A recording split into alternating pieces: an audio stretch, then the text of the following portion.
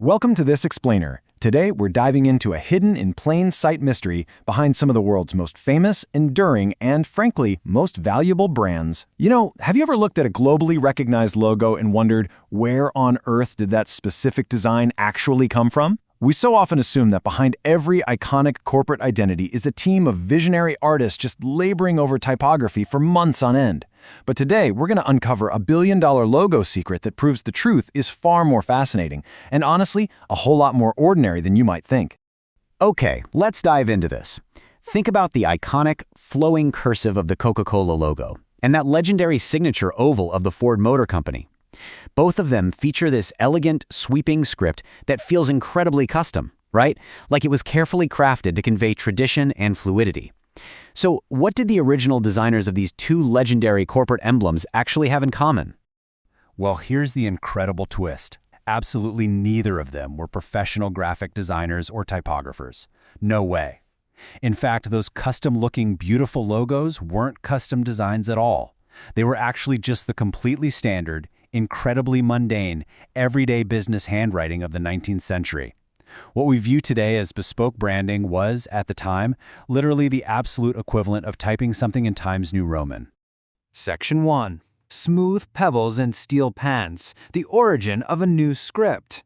Let's travel back in time to the somewhat sterile environment of an 1850s business office. There are no commercial typewriters yet, which means every single accounting ledger, official letter, and legal contract has to be meticulously written out entirely by hand. To avoid a chaotic mess of illegible scribbles from a dozen different secretaries, the business world desperately needed a standardized solution. Enter a man named Platt Rogers Spencer. In 1840, he developed a totally unique system called the Spencerian script. He wanted something that could be written very quickly, but still looked incredibly elegant. And the crazy thing, his inspiration wasn't drawn from other office documents. He actually found poetic inspiration out in nature. Spencer studied the shapes of smooth pebbles in a stream, using their graceful oval forms as the foundational geometry for this entirely new style of penmanship. So, the crucial point here is why this exact style was needed in the first place. Before office machines existed, you needed speed and you needed fluidity. The complicated capital letters of the Spencerian script were ingeniously designed to be written in a series of strokes without ever having to lift the pen away from the paper. It was rhythmic, it was highly legible, and most importantly, it created strict uniformity. If you were a legal secretary or a bookkeeper back then, you simply had to write this way. It was an absolute necessity for the gears of commerce to keep turning smoothly. And this brilliantly illustrates the technological leap that made Spencer's script possible. Before Spencer came along, the standard was English roundhand or copperplate script. Now, copperplate was heavily shaded and much slower to write. Spencerian, on the other hand, was delicate. The shading was entirely absent from certain letters, like the lowercase I or the vertical stems of a T.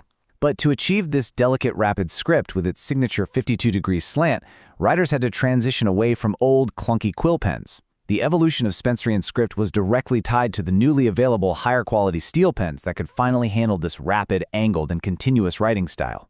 Section 2. The Universal Business Standard, taking over American schools. Once Spencer created this highly efficient system, it didn't just stay confined to his own school. The idea spread like wildfire. It completely took over the country, becoming the official, mandatory hand of government clerks and the strict standard for all U.S. business schools.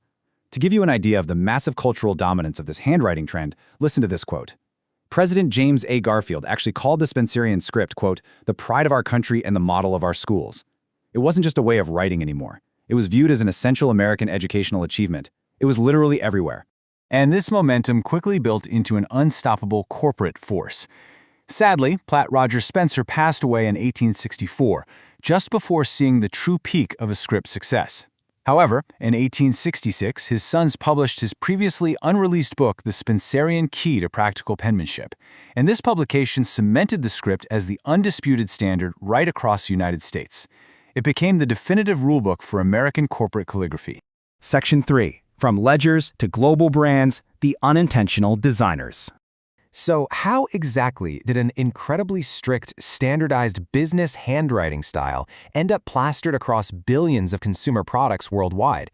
Well, let's look at the incredible origin story of Coca-Cola. In 1886, when John S. Pemberton invented the drink, his bookkeeper and partner, Frank Mason Robinson, suggested the name Coca-Cola because he thought the two C's would look great in advertising.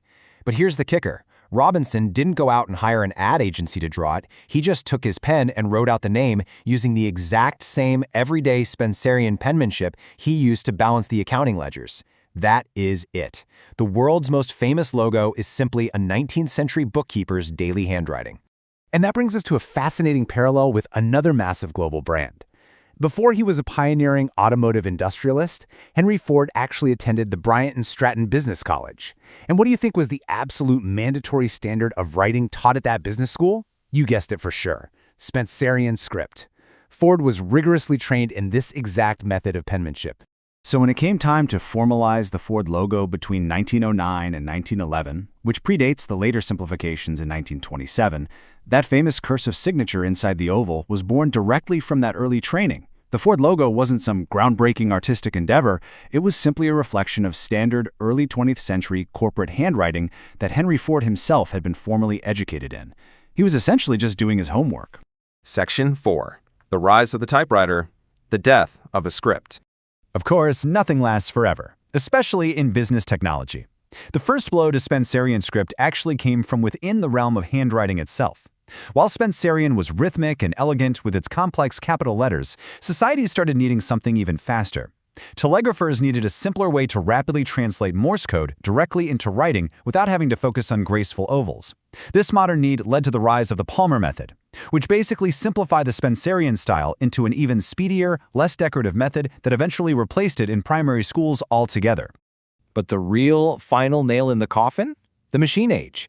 As we trace this timeline from the script's development in 1840 to its peak in 1866 to being permanently etched into history with Coca-Cola in 1886, we kind of hit a brick wall in the 1920s. By that decade, the mass adoption of the commercial typewriter in offices made the requirement of perfect manual penmanship completely obsolete. Business schools simply stopped teaching it because secretaries were now typing. The script, for all practical intents and purposes, was officially dead. Section 5. The ultimate design irony. From boring to beautiful. So what happens when a dead, utilitarian script is kept alive solely by a few massive corporations that never bothered to update their branding?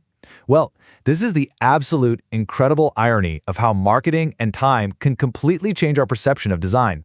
What began as a strictly mandatory, perfectly utilitarian, and frankly pretty boring office requirement for filling out accounting ledgers and legal contracts was just frozen in time.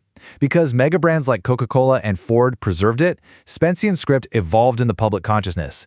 It was totally stripped of its boring corporate origins and instead became the ultimate global symbol of elegance, warm nostalgia, and classic tradition. It really makes you look differently at the mundane tools we use every single day to get our work done, doesn't it?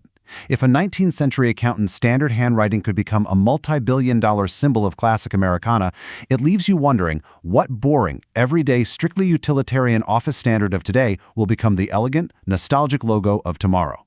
Thanks so much for joining me on this explainer. Keep your eyes open because you know what? The next iconic design might be sitting right there on your desk.